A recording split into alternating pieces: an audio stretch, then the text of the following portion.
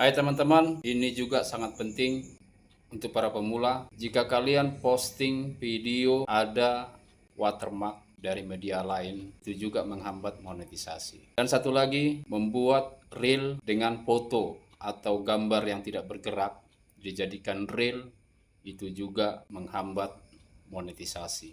Upayakan buat konten di reel itu video original dan suaramu yang original jika ingin cepat dimonetisasi. Kelanjutannya, tetap sabar dalam proses menunggu undangan dari Meta.